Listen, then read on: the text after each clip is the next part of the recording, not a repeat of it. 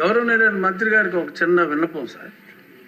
ఏంటంటే రీసెంట్గా కేరళలో ఒక మంచి పాలసీతో వచ్చారండి. కేరళలో ఒక పాలసీ ఏంటంటే ఈ లిక్కర్ కన్జంప్షన్ మన రాష్ట్రంలో బాగా ఎక్కువ, మన ఆదాయం చూస్తేనే తెలుస్తుంది. అన్ని ప్లాస్టిక్ బాటిల్స్ వాడుతున్నారు. కేరళలో ఎగ్జాంపులరీగా ఒక్క జిల్లాలో మొదలు పెట్టారు. ఏంటంటే ఆ బాటిల్ మీద 10 రూపీస్ ఎక్స్ట్రా ఛార్జ్ చేస్తున్నారు. ఛార్జ్ చేసిన తర్వాత ఖాళీ బాటిల్ ఇచ్చిన వెంటనే they have to repay the 10 rupees. దాన్ని రీసైకిల్కి వాడటానికి టీటీలో ఉంది సార్. అనేది ఈ బ్రాండీ బాటిల్స్ కూడా అప్లై చేయమని. బ్రాండీ బాటిల్స్కి ప్లాస్టిక్ కన్జంప్షన్ ఎక్కువగా ఉంది. ఎక్కడ పడితే అక్కడ పడేస్తున్నారు కాబట్టి హ్యూజ్ కన్జంప్షన్ ఒక దగ్గర కలెక్ట్ అవుతుంది. అది ఈ కొంచెం ఎక్సైజ్ డిపార్ట్మెంట్ వాళ్ళతోటి కోఆర్డినేట్ చేసుకుంటే major percentage of plastic waste ఒకటి చేయొచ్చండి. కేరళలో ఇంప్లిమెంట్ అయింది. ఇంకొకటి ఏంటంటే ఈ సింగిల్ యూజ్ ప్లాస్టిక్స్ ఈ నిషేధానికి మీరు మీలాంటి హీరోస్ తోటి అడ్వర్టైజ్మెంట్ చేయాలి అంటే కొన్ని కోట్లు అవుతుంది. మీరు సంబంధిత శాఖ మంత్రిగా ప్లాస్టిక్ని నిషేధించండి అని మీరు జన సైనికులకి చెప్పారంటే ఎవడన్నా ప్లాస్టిక్ వేస్తే పట్టేసుకుంటారు వాళ్ళు.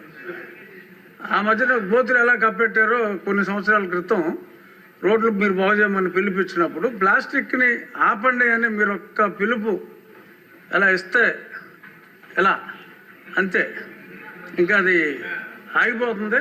సో కాబట్టి సంబంధిత శాఖ మంత్రిగా మీరు ఆ స్టెప్స్ తీసుకుంటే డెఫినెట్గా ఈ ప్లాస్టిక్ భూతాన్ని అరికట్టాలంటే అది మీ వల్ల సాధ్యమయ్యే అవకాశం చాలా ఎక్కువగా ఉంది. కాబట్టి ప్లాస్టిక్ గురించి మీ అవగాహన ఇందాక మీరు చెప్పారు, ఎక్స్ట్రాడినరీగా మొత్తం అంతా ఎక్స్ప్లెయిన్ చేయటం. తల్లి గర్భంలో కూడా ఈ పొల్యూటెంట్స్, మైక్రో పొల్యూటెంట్స్, ఇలాగే విలేజెస్లో సిటీస్లో కొంచెం డిజిటల్ బోర్డ్స్ని ఎంకరేజ్ చేస్తే ఈ ఫ్లెక్సీలు మానేసి ఆ అడ్వర్టైజ్మెంట్ ఏదో డిజిటల్ బోర్డ్స్లోనే ఇచ్చుకుంటారు ఆ ఫంక్షన్లప్పుడు దానప్పుడు. కొంచెం ఆ రకంగా డిజిటల్ బోర్డ్స్ని ఎంకరేజ్ చేస్తే this might also come down quite a bit sir.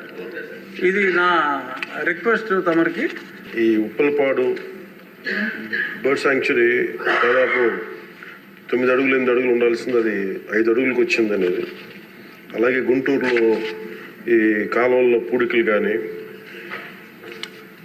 ఇవి ప్రత్యేకించి నేను ఈ ఫస్ట్ గుంటూరుని మోడల్గా తీసుకొని ఈ దసరా తర్వాతే నేను ప్రత్యక్షంగా నేను వెళ్తాను. ఇది ఎందుకంటే ఇది ఆల్రెడీ మేము గత కొద్ది రోజులుగా డిస్కస్, ఎందుకంటే అపాయింట్మెంట్స్ కొంచెం లేట్ అయినాయి అందరికి. ఎందుకంటే pollution control board is very limited ఉంది మనకి. చాలామంది ఇంకా హైర్ చేయాల్సి ఉంది. గత ప్రభుత్వం కూడా నియమించాల్సిన సభ్యులను నియమించలేదు, కావాల్సిన సిబ్బందిని నియమించలేదు. Pollution control board is real. నేను ప్రాక్టికల్గా గౌరవ శాసనసభ్యులు బొండ ఉమామహేశ్వర గారు చెప్పిన వారికంటే ముందే నేను చాలా లోతుగా దీని మీద అధ్యయనం చేశాను అధ్యక్ష. చేసినప్పుడు ఒక షార్టేజ్ ఏముందంటే ఎంప్లాయీ షార్టేజ్ చాలా ఉంది. ఎంప్లాయ్మెంట్ చాలామంది ఒక ఎంప్లాయ్మెంట్ ఇంత కావాలంటే దాంట్లో దాదాపు ఒక 2/3 లేదు అధ్యక్ష. వాళ్ళు ఉన్న డిమాండ్కి పెరుగుతున్న గ్రోత్కి దాని తగ్గ మానిటరింగ్ చేయడానికి లేరు ఒక మనుషులు.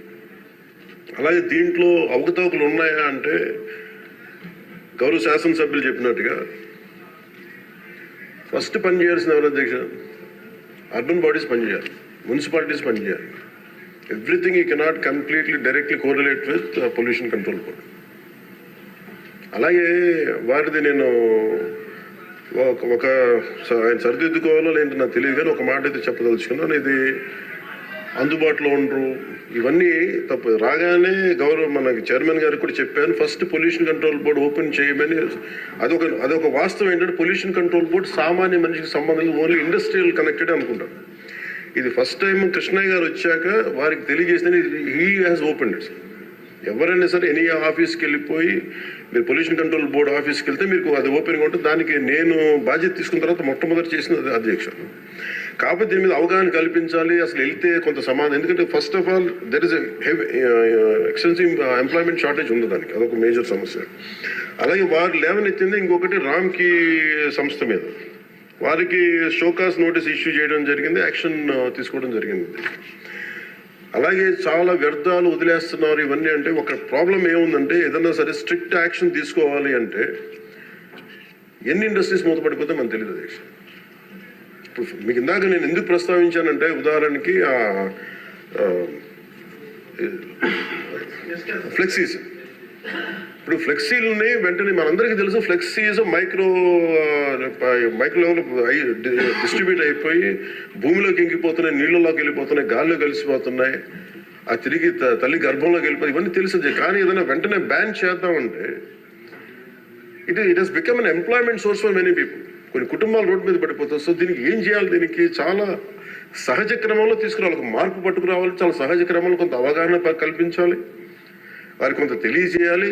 సడన్ గా మెషిన్ పెట్టాల్సిన ప్లాస్టిక్ పెట్టే చోట బయోడిగ్రేడబుల్ మెటీరియల్ పెట్టాలంటే దానికి ఆ పర్టికులర్ ప్రింటింగ్ మెషిన్ ఎంతవరకు యాక్సెప్ట్ చేస్తే కలర్స్ అంత సాచురేషన్ ఉంటుందా లేదా ఇవన్నీ కూడా ఆలోచించాలి దేశం. నా ఉద్దేశం ఏంటంటే ఒక ప్లాస్టిక్ చిన్నపాటి ఫ్లెక్సీకే మనం ఇంత ఆలోచిస్తున్నప్పుడు can you imagine the magnanimity to apply the real true pollution norms to every industry? ప్రపంచం మొత్తం మీద ఇది ఒక భారతదేశంలో ఇది ప్రపంచం మొత్తం మీద I'm very deep committed environmentalist అధ్యక్షుడు. నేను రియల్ లైఫ్లో వాడటానికి మనం ఆలోచిస్తాను. కానీ ప్రాక్టికల్గా మనం చూసేటప్పటికి ఇప్పుడు ఏ పరిశ్రమ అయినా సరే పొల్యూషన్ లేకుండా ఏ పరిశ్రమ లేదు, ఒకటి లేదు. కాబట్టి ఏమవుతుంది, అప్లై చేయాలి ఒక రూల్ అంటే ఇది గౌరవ ముఖ్యమంత్రి గారు కూడా మీకు రెగ్యులేటరీ బాడీగా ఉండాలి తప్ప మీరు ఎన్ఫోర్స్మెంట్ బాడీగా నిజంగా పొల్యూషన్ కంట్రోల్ బోర్డు ఉంటే అది ఏ రకమైన ఒక అస్తిత్వానికి దారి ఒక స్థిమితం లేకుండా ఎలా వెళ్ళిపోతుందని ఒక భయం ఉంది అందరికీ, ఇంక్లూడింగ్ గౌరవ ముఖ్యమంత్రి గారికి కూడా ఉంది. ఇది వారి దృష్టికి నేను ప్రత్యేకంగా తెలియజేశాను.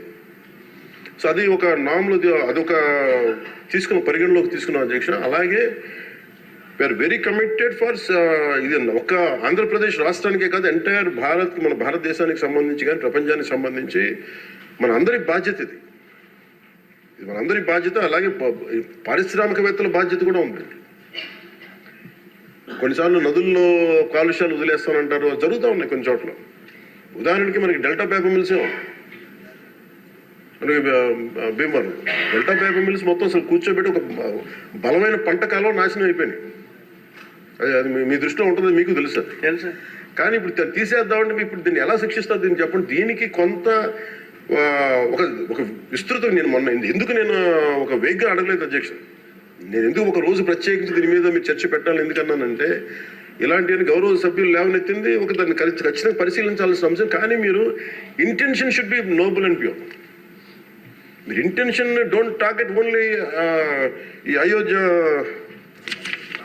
రామ్కి ఏముందంటే ఒక పరిశ్రమ చేస్తే మళ్ళీ గత ప్రభుత్వం అయిపోతాం. ముఖ్యమంత్రి గారి ఇంటెన్షన్ కూడా అది కాదు. ఇప్పుడు ఈ వేరే పార్టీల నుంచి రూలింగ్ పార్టీలోకి వచ్చారు, వీళ్ళందరినీ తీసుకున్నప్పుడు కంటిన్యూస్ వాళ్ళ సైడ్ తీసుకున్నారో మనకు తెలియదు. కానీ వాళ్ళు గతంలో పనిచేశారు కదా, ఆ ఇంటెన్షన్తో చేస్తే మటుకు అది ఈ ప్రభుత్వానికి అది రైట్ కాదు. అది we're committed for it. At the same time we're here to make sure certain positive changes has to take place. But how do we take it forward? ఇది ఒక విస్తృత స్థాయి చర్చ జరిగితే తప్ప గౌరవ ముఖ్యమంత్రి గారు కూడా దీని మీద నిర్ణయం తీసుకోవాలంటే గౌరవ సభ్యులందరూ కూడా దీంట్లో పాల్గొని ఈ నిర్ణయం తీసుకుంటే ఈ పాలసీ చేంజ్ చేస్తే ఇంప్లిమెంట్ చేస్తే ఒక పాలసీని ఇంప్లిమెంట్ చేయాలో ఏమేమి ఉంటాయి కళ్ళ ముందు. మనకి ఈ రోజుకి వివేకానంద గారి కేసులో మర్డర్ జరిగిందని తెలుసు, మనం ఇంకా చేయలేకపోతున్నాం దాన్ని. ఇవన్నీ అందుకని దీన్ని అంటే నా ఉద్దేశంలో అపీల్ టు యూ గౌరవ శాసనసభ్యుల్ని నేను ఒకటే కోరేది ఏంటంటే బొండమ్మ గారిని ఖచ్చితంగా it will be taken, it will be considered and this is my commitment to you all. ఈ సభకి మీ ద్వారా కమిట్మెంట్ ఇస్తాను. పర్యావరణాన్ని చాలా చాలా ప్రథమ బాధ్యతగా మేము తీసుకున్నాం అధ్యక్ష. కాకపోతే దీనికి ఏంటంటే ఫండింగ్ ఇవన్నీ ఉన్నాయి. మేము ఫండింగ్ దాటి కూడా చెప్తున్నాం అధ్యక్ష. ఇది ఒక మీరు ఎమోషనల్ కమిట్మెంట్ అనుకోండి, దీన్ని ఒక గుండె లోతుల నుంచి వచ్చిన ఒక స్ఫూర్తితో చెప్తున్నా ఏదన్నా అనుకోండి. ఈరోజు మనకి నిజంగా పర్యావరణాన్ని పరిరక్షించాలంటే అంత నిధులు కూడా లేవు మనకి. ప్రజలు తినేసి అక్కడ వేసేస్తున్నారు ప్లాస్టిక్. దీనికి చంద్రబాబు గారు మేము వెళ్ళి కూర్చోబెట్టి రోజు తీయలేం అధ్యక్ష. దీనికి దర్ ఆర్ ఎనఫ్ ఎంప్లాయ్మెంట్. దాని అంతట్లో చాలా మంది ఎంప్లాయీస్ ఉన్నారు, ప్రజల్లో ఇది రావాలి. సో దానికి తగ్గట్టుగా ఏం చేయాలని ఈ సభ కొంచెం సీరియస్గా తీసుకొని దీన్ని ఒక అవగాహన అందరికి కల్పించుకొని మనందరికి ఒక బలమైన బాధ్యతగా తీసుకుంటే దాన్ని ఇది మనం ప్రజల్లోకి 5 కోట్ల మంది ప్రజల్లోకి తీసుకెళ్ళచ్చు అధ్యక్ష. అది మీ ద్వారా కోరుకుంటున్నాం. బట్ నేను మీకు మాట ఇస్తున్నాను అధ్యక్ష. మేము ఇప్పుడు ఈరోజు రామ్కి ఒక్కదాని గురించి చెప్పాను, మాకు 100 ఉన్నాయి అధ్యక్ష. ఇలాంటి నేను ఒక 25-50 చెప్పగలను as on today. But the purpose will be defeated. భయపెట్టడం పారిశ్రామికవేత్తల్ని, లేదంటే వాళ్ళని కూర్చోబెట్టి వాళ్ళని మన ఏమేమి జరుగుతుందో వాళ్ళకి తెలియజెప్పి వాళ్ళ ద్వారా చేయించడం.